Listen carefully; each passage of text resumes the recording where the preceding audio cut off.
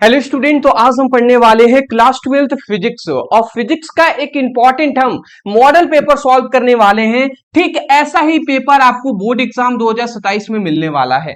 मैं आपको बता दूं, नए पैटर्न पर आधारित यह हमारा प्रश्न पत्र है।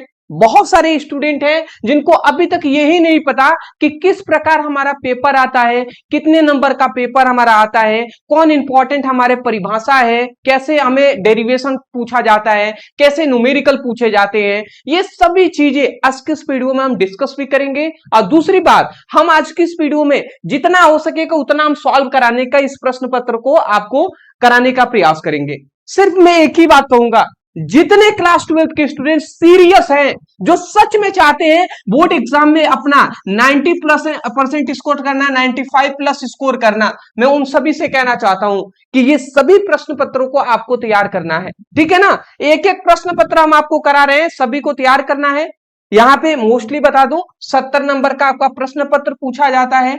ठीक है ना, टोटल 100 नंबर का होता है, तो 70 नंबर आपका पेपर होगा और 30 नंबर आपको कहां से मिलेगा, वाइवा से मिलेगा। 70 और 30 कितने हो जाएंगे, 100 हो जाएंगे।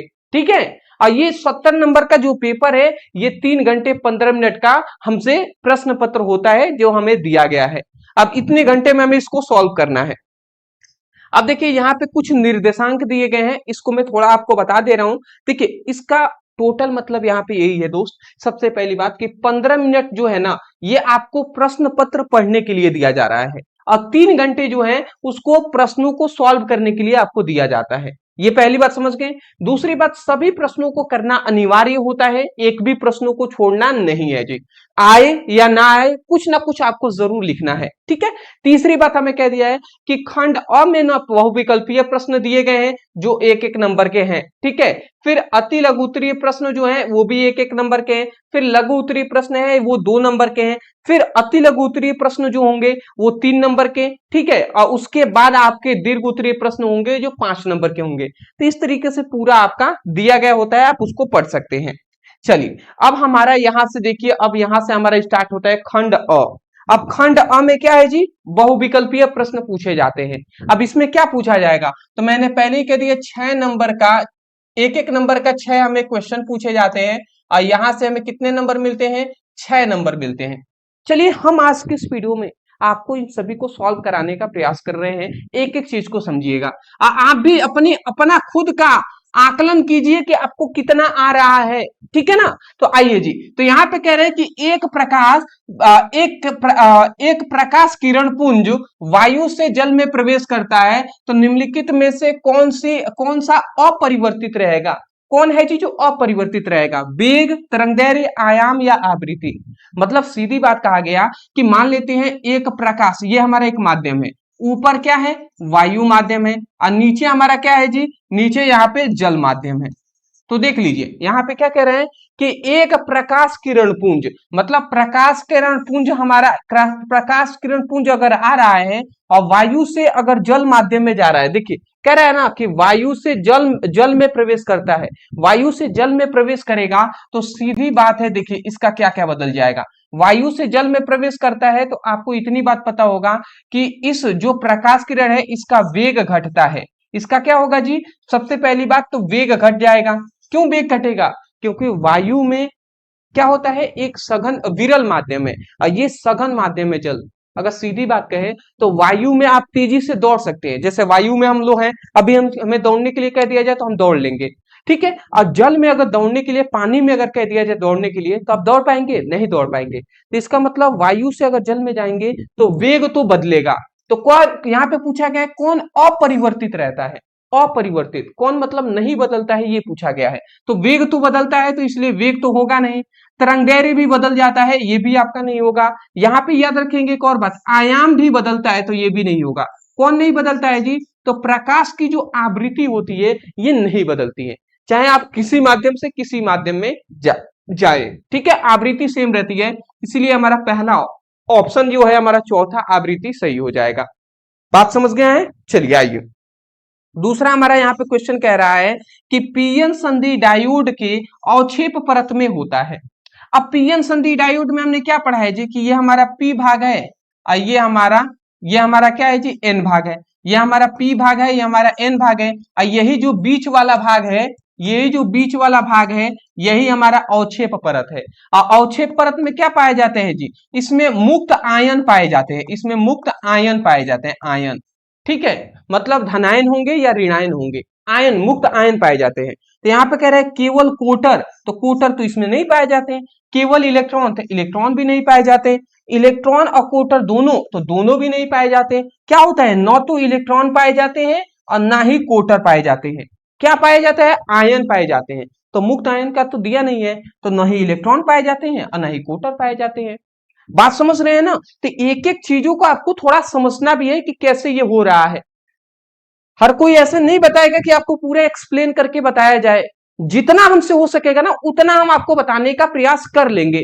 ठीक है, इस मॉडल पेपर में जितना हो सकेगा कि उतना तो हम बताएंगे आपको। तो अगला हमारा क्वेश्चन आता है कि जस्ते की सतह से इलेक्ट्रॉन उत्सर्जन हेतु निम्नलिखित में से कौन सा विकिरण अत्यधिक प्रभावी होता है। मतलब जस्ते की जो सतह है, इसमें से इलेक्ट्रॉन उत्सर्जन करने के लिए कौन है जो सबसे अधिक क्या होता है, प्रभावी होता है। मतलब ये जस्ते का सतह है, ये हमारा जस्ते का एक टुकड़ा है। ठीक है, जस्ते का ये हमारा टुकड़ा है। और इस पर कौन सा ऐसा प्रकाश किरणों को डाला जाए कि इससे इससे तुरंत बहुत ज्यादा इलेक्ट्रॉन क्या हो, इलेक्ट्रॉन इससे निकलने लगे तेजी से। यही पूछा जा रहा है कि जस्ते की सतह से इलेक्ट्रॉन उत्सर्जन के लिए, मतलब इलेक्ट्रॉन निकलने के लिए निम्नलिखित में से कौन सा किरण, मतलब कौन सा विकिरण है, कौन सा प्रकाश है जो अत्यधिक प्रभावशाली है। तो आपको एक बात याद रखना है कि सूक्ष्म तरंगों से कम निकलता है, औरक्त किरणों से भी कम निकलता है, अदृश्य किरणों से भी बहुत ज्यादा नहीं निकलता। तो यहां से किससे निकलता है जी, तो जो परावैंगनिक किरणें होती है ना, अगर जस्ते की सतह पर अगर परावैंगनिक किरण पड़ जाए तो इससे बहुत तेजी से इलेक्ट्रॉन निकलते हैं। तो ऑप्शन क्या हो जाएगा हमारा, परावैंगनिक किरणें। अगला हमारा आता है, अगला हमारा घड़ी का क्वेश्चन आता है, पीएनपी और एनपीएनपी ट्रांजिस्टर के आधार पर धारा प्रवाह प्रवाह होता है। मतलब पीएनपी और एनपीएन ट्रांजिस्टर जो होता है, इसमें धारा का प्रवाह कैसे होता है जी, इलेक्ट्रॉनों द्वारा, होल द्वारा, या विसरण द्वारा, या बहुसंख्यक वाहकों द्वारा। आपको एक बात याद रखना है, पीएनपी और एनपीएनपी जो ट्रांजिस्टर होता है, इसमें जो धारा प्रवाह होता है वो बहुसंख्यक वाहकों द्वारा क्या होता है, धारा का प्रवाह होता है जी। क्या होता है, बहुसंख्यक वाहकों के द्वारा होता है। ठीक है, चलिए नेक्स्ट। बात समझ में अगर आ रही है तो एक एक चीजों को ध्यान से समझते हुए चलेंगे।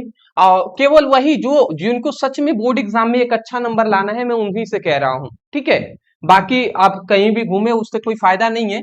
बट चलिए, जिनको पढ़ना है वो ध्यान से समझिएगा। निर्वात में किसी प्रकाश का तरंगदैर्घ्य देख लीजिए, कह रहा है 6400 एंगस्ट्रॉम है। ठीक है, मतलब 6400 एंगस्ट्रॉम है। तो यहाँ पे कह रहा है कि जल में इसका तरंगदैर्घ्य होगा। ठीक है, और जल का अपवर्तनांक हमें दे दिया है 4/3 दे दिया है। तो मतलब यहाँ पे देखिए, अगर हम यहाँ पे सच कहें, अगर हम देखें तो यहाँ पे क्या क्या दिया है जी, हमें यहाँ पे प्रकाश का, देखिए निर्वात में प्रकाश का तरंगदैर्घ्य हमें दे दिया है, मतलब तरंगदैर्घ्य लेमडा का मान दे दिया है 6400, 6400 एंगस्ट्रॉम। ये तो हमें 64 दे दिया है। और दूसरी बात, प्रकाश का अपवर्तनांक मतलब एन का भी मान दे दिया है 4/3, इतना दे दिया है। और हमें दे रहा है कि जल के तरंगदैर्घ्य हमें ज्ञात कीजिए। तो जल किसी भी माध्यम का अगर तरंगदैर्घ्य निकालना हो तो क्या होता है, तरंगदैर्घ्य बटे क्या होता है, एन, मतलब पदार्थों का अपवर्तनांक, ये फॉर्मूला होता है। अगर हम इस पर अगर हम फॉर्मूले पर इस पर हम लगा देते हैं तो देख लेते हैं क्या मिल रहा है जी। अगर हम इस पर लगाते हैं तो देख लीजिए, इस फॉर्मूले पर अगर हम वैल्यू रखते हैं तो देख लीजिए क्या मिलता है। तो अगर यहाँ पे हम रखते हैं लेमडा नॉट इक्वल टू, ठीक है, यहाँ पे लेमडा का मान कितना दिया है जी, तो लेमडा का मान 64 हमारा दिया हुआ है। ठीक है, 6400 दिया है, तो 6400 हो गया। और एन का मान, अपवर्तनांक का मान कितना दिया है, 4/3 हो जाएगा। और ये 3 चला जाएगा ऊपर, तो ये क्या हो जाएगा, ये हमारा क्या हो जाएगा जी, 6400 गुणे 3 हो जाएगा, अब बाई 4 हो जाएगा। और लेमडा इक्वल टू, अब देखिए अगर 4 से हम इसको काटेंगे ना, तो बाबू आप याद रखेंगे कि 4 एकम में 4 24 हो जाएगा ना, फिर 2 बचा तो 24 और 4 छक्के 24 हो जाएगा। मतलब 4 से अगर हम इस 6400 को काटते हैं तो 1600 बार में कट जाएगा, ठीक है, क्योंकि 16 चौको 6400 होता है, ठीक है। तो ये हमारा हो जाएगा 1600 और गुणे 3, तो ये हमारा कितना आ जाएगा, 16 3 48, तो ये हमारा 48 क्या हो जाएगा, 48 एनेस्ट्राम, ये हमारा तरंग दैर्घ्य का मान निकल जाएगा जल के लिए। तो 4800 कहाँ, अच्छा यहाँ पे है, तो देख लीजिए 4800 हमारा क्या हो जाएगा, ऑप्शन हो जाएगा सही। बात आप समझे ना, ये दो चीजों का वैल्यू दिया था हमने, केवल फॉर्मूले पर रखा है, निकल गया है। तो ऐसे ही आपको समझते हुए चलना है जी, ठीक है ना। चलिए एक और हमसे क्वेश्चन यहाँ पे कह रहा है, क्या हमारा कह रहा है कि एक कुंडली के सिरों के बीच 40 वोल्ट का प्रत्यवर्ती वोल्टेज लगाने में इनमें क्या होता है, 80 मेगा एम्पियर की धारा प्रवाहित होती है। तो कुंडली में प्रेरकीय प्रतिघात बताइए। तो कुंडली में प्रेरकीय प्रतिघात बताना है।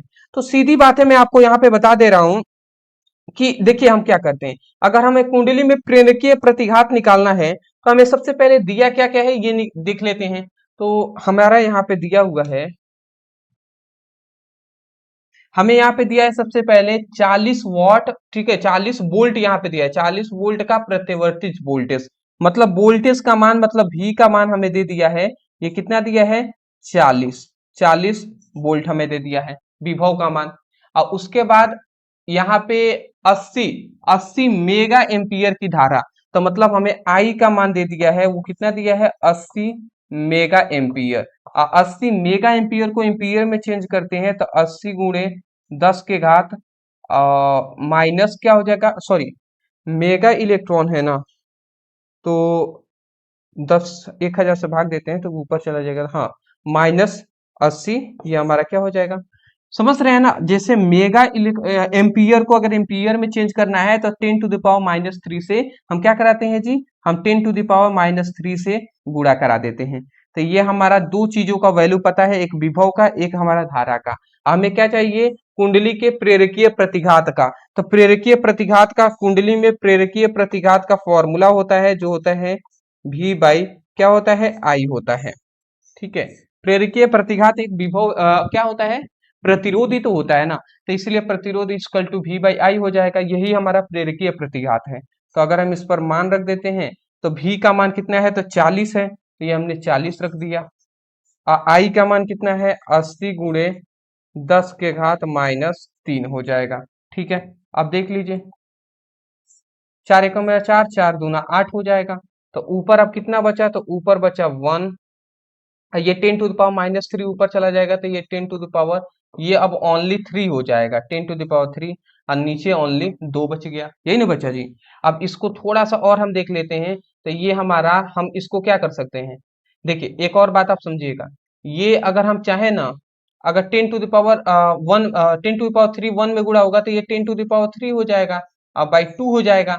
अब देखिए ये 10 टू द पावर 3 है, इसको अगर हम चाहें तो 10 टू द पावर 2 और गुणे 10 हम लिख सकते हैं, अरे 10 के पावर 1 लिखे, और 1 का कोई मतलब है नहीं, किसी के ऊपर 1 होता ही है, तो इस तरीके से लिख सकते हैं, 2 1 3 अभी भी वही है, अब बटे 2 हो जाएगा, 2 पचे 10 हो जाएगा, 5 बार में कट जाएगा, तो ये 5 इंटू 10 टू द पावर 2 हो जाएगा। तो 5 इंटू 10 टू द पावर 2 का मतलब क्या है जी, कि 5 है, और 10 टू द पावर 2 का मतलब है 100, तो 100 में 500 का गुणा होगा तो ये हमारा 500 आ जाएगा। तो 500 जो हमारा आया ना ओम, 500 ओम कहाँ पर है, तो आप देख सकते हैं कि यहाँ पे 500 ओम दिया हुआ है। तो इस तरीके से हम निकालते हैं जी, ये हमारा हो गया, बात समझ रहे हैं ना। तो इस तरीके से हम निकालते हैं। बात अगर आपको समझ में आ रही है तो देख लीजिए, इतना आसान नहीं है ऑब्जेक्टिव क्वेश्चन भी करना। जैसे स्टूडेंट कह देते हैं ना, सर ऑब्जेक्टिव ही है ना, हम कर लेंगे, पर ऑब्जेक्टिव भी बाबू करने में बहुत टाइम लगता है, बहुत कुछ समझना पड़ता है, ठीक है। चलिए जी, अब थोड़ा सा हम फास्ट चलेंगे, और देखिए पूरी चीजें मैं डीप में पढ़ाऊं यहाँ पे वो जरूरी नहीं है, मैं आपको स्पष्ट रूप से कह दे रहा हूं। देखिए उतनी ही हम टॉपिक को उतना ही बताएंगे जितना हमें बताना चाहिए। अगर पूरी बेसिक से पढ़ना है या पूरा उसको अच्छे से समझना है तो आपको हमारी वन शॉट जो वीडियो आ रही है चैप्टर वाइज उसको देखना जरूरी है, ठीक है ना। इसमें हम थोड़ा बहुत संकेत आपको कर सकते हैं कि हाँ जी ये ऐसा है, ये ऐसा है, ये ऐसे आप पढ़ सकते हैं, ठीक है। बाकी आपको पैटर्न को समझना है कि किस प्रकार हमसे क्वेश्चन पूछा जाता है जी, ठीक है। चलिए, तो यहाँ पे हमारा पहला क्वेश्चन क्या आ रहा है, अब आइए एक एक करके हम बढ़ते हैं। ये भी हमारा 6 क्वेश्चन दिया है एक एक नंबर का।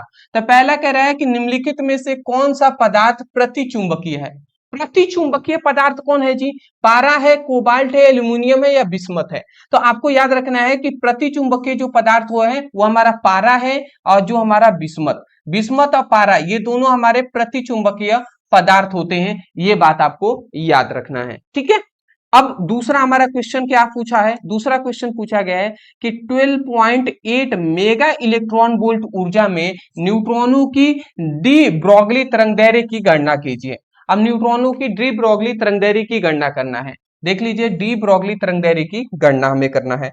तो चलिए जी कर लेते हैं। तो डी ब्रोगली तरंगदैर्घ्य की गणना करने के लिए हम क्या करेंगे जी, तो यहाँ पे इसका एक फॉर्मूला होता है, जो होता है हमारा lambda equal to H by root में 2m ई, ये हमारा एक फॉर्मूला होता है। क्या होता है, डी ब्रोगली तरंगदैर्घ्य के लिए, किसके लिए, न्यूट्रॉनों की डी ब्रोगली तरंगदैर्घ्य की गणना करना है तो इस फॉर्मूले से निकालेंगे। अब देख लीजिए यहाँ पे हमें कह रहे हैं इतना मेगा इलेक्ट्रॉन वोल्ट, मतलब ऊर्जा का मान दिया है। तो मैं थोड़ा सा यहाँ पे लिख रहा हूं, देखिए क्या क्या दिया है, मैं यहाँ पे लिख दे रहा हूं। देखिए मेगा इलेक्ट्रॉन वोल्ट मतलब ऊर्जा का मान हमें दे दिया है 12.8 मेगा इलेक्ट्रॉन वोल्ट, ठीक है। अब सबसे पहले मेगा इलेक्ट्रॉन वोल्ट को इलेक्ट्रॉन वोल्ट में चेंज करने के लिए ना हम 10 से गुणा करा 10 टू द पावर 3 से हम गुणा करा देंगे, तो अब ये हमारा इलेक्ट्रॉन वोल्ट में चेंज हुआ। अब इलेक्ट्रॉन वोल्ट को अगर वोल्ट जूल में हमें चेंज करना है, ठीक है, तो इसमें हम क्या कर देंगे 12.8 इंटू 10 टू द पावर 3 है, इसमें 1.6 इंटू 10 टू द पावर -19 से अब गुणा करेंगे, तब जाकर ये हमारा क्या होगा, तब जाकर ये हमारा जूल में चेंज होता है, ठीक है ना। ये 10 to the power 3 electron volt है।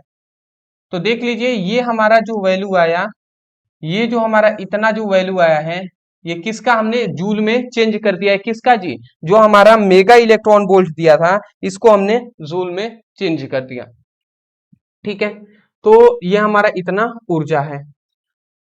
अब देखिए ई का तो मान हमें पता चल गया, इतना ई का मान है। अब प्लांक नियतांक का मान कितना होता है जी, तो हम प्लांक नियतांक का भी जानते हैं कि 6.62 इंटू 10 टू द पावर -34, यह हमारा पी का कितना मान होता है, एच मतलब प्लांक नियतांक का मान होता है। तो एच का भी मतलब मालूम चल गया, हमारा ई का भी मालूम चल गया। ये प्लांक नियतांक का मान आपको याद रखना है, या प्रश्न के नीचे आपको मैं दिखा दूंगा प्लांक नियतांक का मान और कुछ कुछ का वैल्यू दिया होता है। फिर यहाँ पे एम क्या है जी, तो जिस वस्तु का हम तरंगदैर्घ्य निकाल रहे हैं वो है, तो किसका निकाल रहे हैं, तो न्यूट्रॉनों के लिए डी ब्रोगली तरंगदैर्घ्य निकालना है। तो न्यूट्रॉनों का द्रव्यमान कितना होता है, तो न्यूट्रॉनों का द्रव्यमान मैं यहाँ पे बता दे रहा हूं, देख लीजिए न्यूट्रॉनों का द्रव्यमान m इक्वल टू याद रखेंगे 1.67 into 10 to the power -27 kg होता है। तो ये हमारा इतना होता है। तो देख लीजिए अब क्या हमारा मिल गया है, लेमडा इक्वल टू, अब इस फॉर्मूले पर हम लगा देते हैं, तो लेमडा इक्वल टू एच का मान कितना है 6.62 इंटू 10 टू द पावर 34 हो गया, ठीक है। रूट है तो रूट हमने दे दिया, फिर 2 है तो 2 लिख दिया। फिर m का मान कितना है, तो m का मान है 1.67 इंटू 10 टू द पावर -27, इतना हो गया। इसके बाद गुणा, अब फिर हमारा e है तो e का मान कितना है जी, कि 12.8 इंटू 10 टू द पावर 3, अब फिर क्या है 1.6 इंटू 10 टू द पावर क्या है जी -19। अब इसको पूरे को आप सॉल्व कर लीजिए। अब इतना सॉल्व करने तो आना चाहिए, मैंने पूरा सिंपल करके बता दिया। अब जैसे ही आप मान रखेंगे जो आएगा यह हमारा क्या हो जाएगा जी, वैल्यू हो जाएगा, ठीक है। ये बात आपको याद रखना है। कुछ कुछ हार्ड है जी। सबसे पहले हमने क्या किया, 12.8 मेगा इलेक्ट्रॉन वोल्ट को हमने सबसे पहले इलेक्ट्रॉन वोल्ट में चेंज किया। कैसे करते हैं, तो सीधी बात है, जितना हमारा 12.8 मेगा इलेक्ट्रॉन वोल्ट है, इसमें 10 टू द पावर 6 से गुणा करा देंगे। ठीक है, 10 टू द पावर 6 से गुणा करा देंगे, तो यही 12.8 into 10 to the power, sorry sorry, ये 10 टू द पावर 3 लिखे हैं क्या हम, माफी चाहूंगा, 10 to the power 6, 10 to the power 6 से हम गुणा कराते हैं। अच्छा, यहाँ पे भी 10 टू द पावर, देखिए यहाँ पे भी 10 टू द पावर 6 हम लिखेंगे, ये सॉरी 10 टू द पावर 6 यहाँ पे होगा, माफी चाहूंगा। और इसमें भी यहाँ पे 10 टू द पावर 6 कर लीजिएगा, ये 10 टू द पावर 6 है। तो ऐसे सबसे पहले मेगा इलेक्ट्रॉन को इलेक्ट्रॉन वोल्ट में चेंज किया, फिर इलेक्ट्रॉन वोल्ट को हमने जूल में चेंज कर दिया है। तो इस तरीके से वैल्यू आप रखेंगे, इस पर सॉल्व कीजिएगा, आपका उत्तर आ जाएगा। बात समझ रहे हैं ना। अब थोड़ा बहुत हमने आपको संकेत दिया, बाकी आपको करना आपका कर्तव्य है, आप करते रहिएगा। बशर्ते आप इतना देख लीजिए कि भैया यहाँ पे क्वेश्चन आसान नहीं पूछे जाते, 1 नंबर हो या 2 नंबर। गॉस प्रमेय क्या है, गॉस का प्रमेय में क्या बताया गया जी, कि phi is equal to q by epsilon naught, यही ना बताया गया है कि किसी बंद पृष्ठ से निकलने वाले कुल विद्युत किसी बंद पृष्ठ से निकलने वाली कुल विद्युत फ्लक्स उस बंद पृष्ठ पर उपस्थित कुल आवेश का 1/एप्सिलॉन गुना होता है, यही होता है। तो गॉस का एक प्रमेय पढ़िएगा, उसको उसमें हमने ये फॉर्मूला बताया है, और गॉस का प्रमेय हमने बता दिया है। क्या बताया है जी, कि किसी मतलब हमने क्या बताया है, किसी बंद पृष्ठ से गुजरने वाली कुल विद्युत फ्लक्स उस बंद पृष्ठ पर उपस्थित कुल आवेश का 1/एप्सिलॉन गुना होता है। या हमने ऐसे भी कह सकते हैं कि किसी आवेशित पिंड से गुजरने वाली कुल विद्युत फ्लक्स उस बंद पृष्ठ पर उपस्थित कुल आवेश का 1/एप्सिलॉन गुना होता है। तो इसको आपको याद रखना है। फिर यहाँ पे हमारा अगला क्वेश्चन आ रहा है कि 1 एंगस्ट्रॉम तरंगदैर्घ्य वाला एक्स विकिरण की आवृत्ति कितनी होगी। अब एक्स विकिरण की आवृत्ति हमसे पूछा जा रहा है, तो देख लीजिए जी, सबसे पहले 1 एंगस्ट्रॉम तरंगदैर्घ्य दिया है, तो हमें तरंगदैर्घ्य मतलब लेमडा का जो मान दे दिया है वो 1 एंगस्ट्रॉम दे दिया है। अब 1 एंगस्ट्रॉम को अगर हम क्या करें, मीटर में चेंज करें, तो 10 टू द पावर -10 हमारा क्या हो जाएगा, 10 टू द पावर -10 हमारा मीटर हो जाएगा। तो ये हमारा तरंगदैर्घ्य का मान हमने मीटर में सबसे पहले निकाल लिया। और उसके बाद कह रहे हैं कि एक्स किरणों की आवृत्ति बताइए। तो आवृत्ति का फॉर्मूला क्या होता है जी, तो आवृत्ति इक्वल टू होता है लेमडा, आवृत्ति इक्वल टू होता है सिग्मा बाई लेमडा। ठीक है, तो ये हम रख देंगे। अब देख लीजिए, सी मतलब क्या है, प्रकाश की चाल, तो प्रकाश की चाल 3 इंटू 10 टू द पावर 8 होता है मीटर प्रति सेकेंड। और ये हमारा लेमडा का मान कितना है, 10 टू द पावर -10 है, तो 10 टू द पावर -10 हमने लिख दिया। अब ये ऊपर अगर चला जाएगा तो 3 इंटू 10 टू द पावर 8 है, ये 3 इंटू 10 टू द पावर क्या है जी, 3 इंटू 10 टू द पावर 8। और ये भी अगर ऊपर चला जाएगा तो ये 3 इंटू 10 टू द पावर, अब ये माइनस में जाएगा तो ऊपर जाएगा प्लस हो जाएगा, तो 10 8 18 हो जाएगा। तो 3 इंटू 10 टू द पावर 18 क्या हो जाएगा, 3 इंटू 10 टू द पावर 18, यह हमारा तरंगदैर्घ्य हो जाएगा। तरंगदैर्घ्य यह हमारा 3 इंटू 10 टू द पावर इतना तरंगदैर्घ्य, सॉरी आवृत्ति हो जाएगा। आवृत्ति का मात्रक क्या होता है, हर्ट्ज होता है, तो ये आप उसका मात्रक लिख दीजिएगा। तो ये हमारा आवृत्ति इक्वल टू क्या होता है, प्रकाश की चाल और बटे क्या होता है, तरंगदैर्घ्य होता है। तो बात आप समझे कैसे, इसका उत्तर हमने निकाल दिया, उतना होगा जी। चलिए अब इसको क्लीन कर देते हैं हम। अगला हमारा कह रहा है, देखिए अगला नंबर हमारा क्वेश्चन क्या कह रहा है, कि प्रकाश वैद्युत प्रभाव में सशक्त विभव या इसी को आतंक वोल्टता से आप क्या समझते हैं, ये पूछा जा रहा है। सशक्त बद्धता विभव कहें या आतंक आतंक वोल्टता कहें, तो ये क्या होता है जी।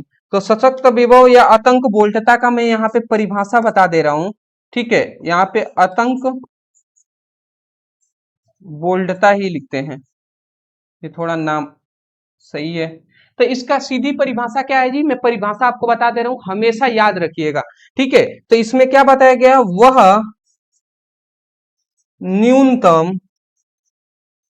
ऋणात्मक वह न्यूनतम ऋणात्मक वह न्यूनतम ऋणात्मक विभव वह न्यूनतम ऋणात्मक विभव जिस पर वह न्यूनतम ऋणात्मक विभव जिस पर प्रकाश वैद्युत, जिस पर प्रकाश वैद्युत द्वारा प्रकाश विद्युत धारा शून्य हो जाती है, उसी उसे को हम क्या कहते हैं, उसको आतंक वोल्टता या हम सतत बंधता विभव कहते हैं। तो आतंक वोल्टता हम लिख देते हैं, आतंक वोल्टता कहते हैं। ज्यादा हार्ड नहीं है, सिंपल सा परिभाषा है कि वह न्यूनतम ऋणात्मक विभव, वह न्यूनतम ऋणात्मक विभव, ठीक है, जिस पर प्रकाश विद्युत धारा, जो प्रकाश विद्युत धारा है वो शून्य हो जाती है, जिस पर प्रकाश विद्युत धारा जो आई का मान है वो 0 हो जाता है, तो उसी को आतंक विभव कहते हैं जी। इस बात को आपको याद रखना है, ठीक है। चलिए जी, अब इसको हटा देते हैं। नेक्स्ट हमारा क्वेश्चन आता है कि नेक्स्ट हमारा है हाइड्रोजन के वर्णक्रम। वर्णक्रम मतलब हाइड्रोजन स्पेक्ट्रम। तो हाइड्रोजन स्पेक्ट्रम में कि कौन सी श्रेणी में परावैगनिक भाग पाया जाता है, परावैगनिक भाग में पाई जाती है, कौन सी श्रेणी है जो परावैगनिक भाग में पाया जाता है। तो याद रखेंगे कि हाइड्रोजन स्पेक्ट्रम, जब आप एक टॉपिक पढ़िएगा हाइड्रोजन स्पेक्ट्रम, दोनों एक साथ लिखना है, हाइड्रोजन स्पेक्ट्रम, तो उसमें हमने आपको बताया है कि जो परावैगनिक भाग में क्या पाया जाता है जी, तो परावैगनिक भाग में लाइमन श्रेणी पाया जाता है, ठीक है। तो ये आपको याद रखना है कि हाइड्रोजन श्रेणी में या हाइड्रोजन के वर्णक्रम के परावैगनिक भाग में लाइमन श्रेणी पाया जाता है। तो ये चीजें आपको याद रखना है। तो अभी देखिए, अभी हमने शॉर्ट क्वेश्चन तो यहाँ पे आसानी से हमने करा दिया। अब जैसे ये लॉन्ग क्वेश्चन आ रहे हैं, अब इनको कराने में मुश्किल होता है दोस्त, ये आपको समझनी पड़ेगी। क्यों? जगह कम है। पहले ही आप देख चुके हैं कि जगह कम होने के बावजूद भी हमने आपको जितना हो सका उतना कराने का प्रयास किया है। तो अब थोड़ा सा यहां पर आपको ये सीखना है कि कैसे क्वेश्चन पूछे जाते हैं और इन सभी क्वेश्चन को आपको खुद तैयार करना है, ठीक है। चलिए आइए, तो अब हमारे यहाँ पे देखिए हमारा तीसरा नंबर, ये दो नंबर वाले भी प्रश्न हमें कह रहे हैं कि उत्तेजित हाइड्रोजन परमाणु में इलेक्ट्रॉनों की ऊर्जा कितना दिया है, -3.4 इलेक्ट्रॉन वोल्ट है। तो इलेक्ट्रॉनों के कोणीय संवेग की परिकल्पना कीजिए, ठीक है। चलिए जी, तो यहां पे हमसे ये कह दिया है, तो इलेक्ट्रॉनों की ऊर्जा का मान दे दिया, इलेक्ट्रॉनों के कोणीय संवेग का मान दे दिया है। तो यहां पे याद रखेंगे इलेक्ट्रॉनों के जो कोणीय संवेग, अब कोणीय संवेग का यहां पे आप फॉर्मूला याद रखेंगे हमेशा। कोणीय संवेग को हम एल से दर्शाते हैं, एल इक्वल टू होता है एन एच बाई 2 पाई। ये आपको क्या लिखना है, कोणीय संवेग का क्या याद रखना है, फॉर्मूला याद रखना है, ठीक है। अब देखिए कोणीय संवेग का ये फॉर्मूला आप लगाएंगे तो आपका निकल जाएगा, ठीक है। यहाँ पे इलेक्ट्रॉनों की ऊर्जा का हमें मान दे दिया है, ठीक है। तो यहां से आप n का मान निकालिएगा। अब फिर h का मान आपको पता ही है 6.62 इंटू 10⁻⁻34 इतना रख देंगे और 2 पाई का मान आप रखेंगे, ठीक है। अब पाई का मान आप जानते हैं 3.14 ये हमारा होता है, या 22 बटे क्या होता है 7 होता है। तो इस तरीके से मान रखेंगे तो कोणीय संवेग का मान निकलेगा, ठीक है। तो इस फॉर्मूले को याद रखेंगे। अब जिनको ये फॉर्मूला ही नहीं पता वो कैसे ये प्रश्न को कर पाएंगे, नहीं कर पाएंगे ना। तो एक और रिक्वेस्ट है, जिनको न्यूमेरिकल जब हम कराते हैं तो उसको जरूर देखिएगा, ठीक है। चलिए दूसरा हमारा आता है कि व्यतिकरण से क्या समझते हैं, प्रकाश के व्यतिकरण की आवश्यक शर्तें क्या हैं। ये आपको हम जल्द ही कराने वाले हैं, आप टेंशन ना लें। 6 चैप्टरों तक वन शॉट करा दिए हैं। ये आगे हमारा 11 चैप्टर का, शायद ये हमारा कि 9 चैप्टर का ये हमारा है व्यतिकरण, इसको भी हम करा देंगे आपको, ठीक है। जो हमारी पुरानी वीडियो से भी अगर पढ़ना चाहें तो आप व्यतिकरण सर्च कर लीजिएगा, वीडियो मिल जाएगा। व्यतिकरण ब्रदर से लिखिएगा। फिर कह रहे एक गोलाकार चालक की त्रिज्या हमारा इतना 9 सेंटीमीटर दिया है, तो धारिता और उस पर आवेश की गणना कीजिए, जबकि विभव का मान 1000 वोल्ट है। सीधी बात। देखिए सबसे पहली बात, एक गोलाकार चालक है और एक गोलाकार चालक की त्रिज्या जो हमारा आर का मान है वो हमारा दे दिया है 9 सेंटीमीटर, 9 सेंटीमीटर दे दिया है। अब इसको सेंटीमीटर को सबसे पहले आप मीटर में चेंज कर लीजिएगा। सबसे पहली बात, मैं कुछ चेंज नहीं करूंगा, बता दे रहा हूं। सेंटीमीटर को मीटर में आप चेंज कर लीजिएगा। अब मीटर में चेंज करने के बाद सबसे पहले कह रहा है कि एक गोलीय चालक की त्रिज्या इतना है, तो उस गोलीय चालक की धारिता बताइए। तो गोलीय चालक की धारिता C होता है 4πε0 इंटू आर होता है। इतना मान रख दीजिएगा, निकल जाएगा। 1/4πε0 इंटू आर होता है। ये हमारा ये एक नियतांक है, इसका आर का मान आप यहां से रख देंगे, निकल जाएगा। फिर कह रहा है जैसे ही हमारा सी का मान निकल जाएगा, ठीक है, और यहाँ पे हमारा देखिए सी का मान तो आप इस फॉर्मूले से निकाल सकते हैं। अब विभव का मान हमारा 1000 वोल्ट दिया है, ठीक है, हमें आवेश का मान कह रहे हैं, तो C क्या होता है, C Q/V होता है। इस फॉर्मूले में अगर हमें आवेश का मान निकालना है तो V इधर भेज देते हैं, तो Q C इंटू V होता है। तो सीधी बात, इस फॉर्मूले पर आप आवेश का भी मान निकाल सकते हैं। पहले धारिता निकालने के लिए इस फॉर्मूले का लगाइएगा, आवेश निकालने के लिए Q C इंटू V का फॉर्मूला लगा दीजिएगा, निकल जाएगा। अब मैं निकाल कर नहीं सिखाऊंगा, दूसरे चैप्टर का भी न्यूमेरिकल हमने करा दिया है, एक बार जाकर देखिए, इसमें हमने ये इस टाइप के न्यूमेरिकल कराए हुए हैं। अब नहीं पढ़ रहे हैं तो ये मेरी गलती नहीं है दोस्त। अगला कह रहे हैं डेविंग्स जर्मन प्रयोग को के निष्कर्ष लिखिए। तो ये भी आप निष्कर्ष लिख सकते हैं, कोई दिक्कत वाली बात नहीं है जी, ठीक है। तो ये 2 नंबर वाला कंप्लीट होता है। अब यहां से हमारे 3 नंबर वाले प्रश्न स्टार्ट होते हैं, और ये जो 3 नंबर वाले प्रश्न हैं ये और भी हार्ड हैं और बड़े बड़े हैं। तो यहाँ पे हमारा पहला क्वेश्चन आता है कि देखिए पहला हमारा यहाँ पे अब 3 नंबर क्वेश्चन है। तो AND गेट जो होता है उसके प्रतीक चिन्ह, फिर यहाँ पे बुलिंग व्यंजक और सत्यत सारणी बनाइए। तो ये आपको जब हम गेट के बारे में जब हम पढ़ाएंगे ना, तो उसमें ये टॉपिक आएगा। अभी ये आगे के चैप्टर हैं, ठीक है ना। अब जल्दी हम 7 चैप्टर पढ़ाने वाले हैं। अर्ध आयु काल से आप क्या समझते हैं, अर्ध आयु क्या होता है, इसको आपको बताना है। और इस पर देखिए एक न्यूमेरिकल है, तो ये भी आपके आगे के चैप्टर है। अभी तक हमने चैप्टर 7 तक 6 तक करा दिए हैं। चैप्टर 7 हम हो सकता है कल लेकर आए, जिसका नाम है प्रत्यवर्ती धारा, ठीक है। अगला आप इसमें न्यूमेरिकल भी देख सकते हैं। तो न्यूमेरिकल की हम प्रैक्टिस आपको करा रहे हैं, याद रखिए। विद्युत परिपथ के लिए किरचॉफ का नियम लिखिए। किरचॉफ के 2 नियम है जो हमने अच्छे से बता दिया है, ठीक है। बंद जाल का नियम भी बताया है, संधि का नियम भी हमने बता दिया है। और देख लीजिए यहाँ पे अब हमने क्या पूछा गया है, ये भी हमने करा दिया है। फैराडे विद्युत चुंबकीय प्रेरण संबंधित फैराडे का नियम लिखिए। फैराडे का नियम, प्रथम नियम और द्वितीय नियम, ये भी हमने कराया है, आपको आशा करता हूं याद होगा, ठीक है। अगला करें एक समान चुंबकीय क्षेत्र में। अब देखिए यहाँ पे ये जो हमारा है ये एक न्यूमेरिकल है, ठीक है। न्यूमेरिकल के लिए आपको चैप्टर 4 का न्यूमेरिकल देखेंगे तब इसमें ये चीजें आपको मिलेंगी जी, ठीक है। अभी चैप्टर 2 तक हम 3 चैप्टर का न्यूमेरिकल करा दिए हैं, आगे के आपको न्यूमेरिकल और कराए जाएंगे, ठीक है। अगला कह रहे हैं अल्फा कणों के प्रकीर्णन प्रयोग पर आधारित रदरफोर्ड का परमाणु मॉडल। 13 नंबर चैप्टर हम कराएंगे ना, तो इसमें ये रदरफोर्ड का परमाणु मॉडल बताएंगे। फिर कह रहा है एनपीएन ट्रांजिस्टर में। अब देखिए ये हमारा एक न्यूमेरिकल है, ये आपका 14 चैप्टर जो हमारा अर्धचालक इलेक्ट्रॉनिकी है, 14 चैप्टर पढ़ाएंगे तो उसमें आपको ये आएगा। मैं चाहता हूं अब वन शॉट पूरी जल्द से जल्द आपको 2-4 दिन मतलब 1 हफ्ते के अंदर या 2 हफ्ते के अंदर आपकी पूरी वन शॉट हम कंप्लीट करा दें। एक प्रत्यवर्ती धारा परिपथ के लिए एल प्रेरकत्व एल है, धारिता सी है और प्रतिरोध आर श्रेणी क्रम में जुड़ा हुआ है, तो परिपथ की प्रतिबाधा और कालांतर के बीच का व्यंजक ज्ञात कीजिए।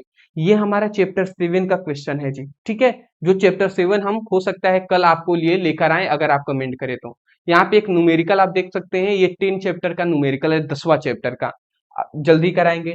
फिर यहाँ पे भी एक न्यूमेरिकल है, आप देख लीजिए, बस इतना देखिए कि न्यूमेरिकल कितना ज्यादा पूछा जा रहा है। बिना न्यूमेरिकल का हमें नंबर मिलना बहुत मुश्किल है, तो इसलिए न्यूमेरिकल पर जब क्लासेस आए तो आप जरूर देखें। फिर आप यहाँ पे देख लीजिए विद्युत चुंबकीय तरंगे क्या है, ठीक है, और इससे कैसे उत्पन्न होती है, इनका गुण लिखिए, बहुत इंपॉर्टेंट है, बार बार पूछा गया है।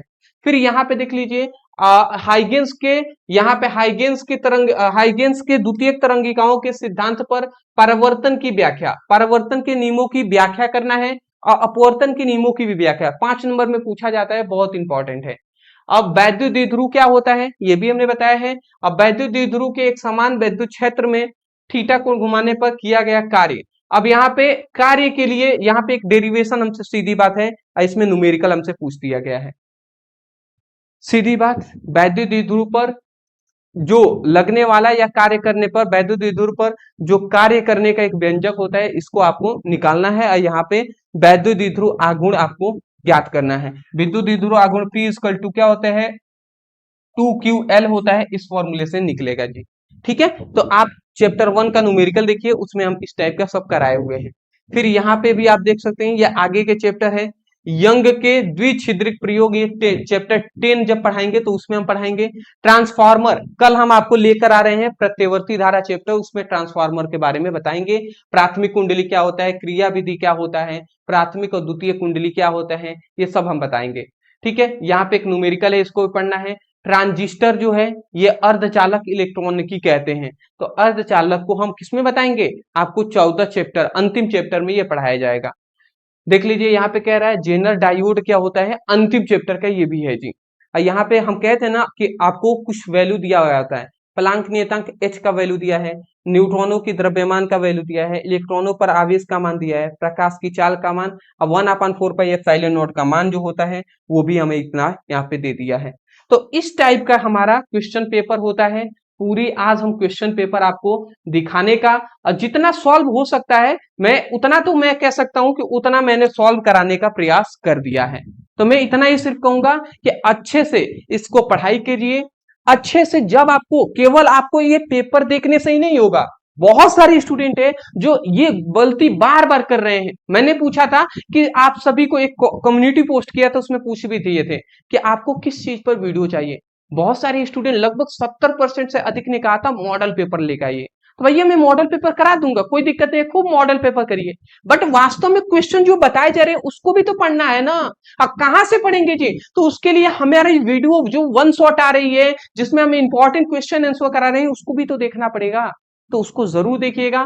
जितने भी स्टूडेंट है जो बोर्ड एग्जाम के प्रति सीरियस हैं, अपना क्लास 12 बोर्ड एग्जाम में अपना एक अच्छा नंबर स्कोर करना चाहते हैं, वो सभी चैनल को सब्सक्राइब कर लीजिए, जिससे कि हम आपकी बेहतर तैयारी आपको करा रहे हैं, तो सभी वीडियो आपको मिलता रहे, आप उससे अच्छे से पढ़ाई करते रहें। और जितने भी स्टूडेंट वन शॉट की पढ़ाई करना चाहते हैं, डिस्क्रिप्शन बॉक्स में लिंक है, आप वहां से जाकर अपनी पढ़ाई कर सकते हैं। ठीक है ना, थैंक यू। कल मिलते हैं एक नए टॉपिक के साथ, एक नए वीडियो में दोस्त। तैयार है ना आप सभी, चलिए जी, थैंक यू।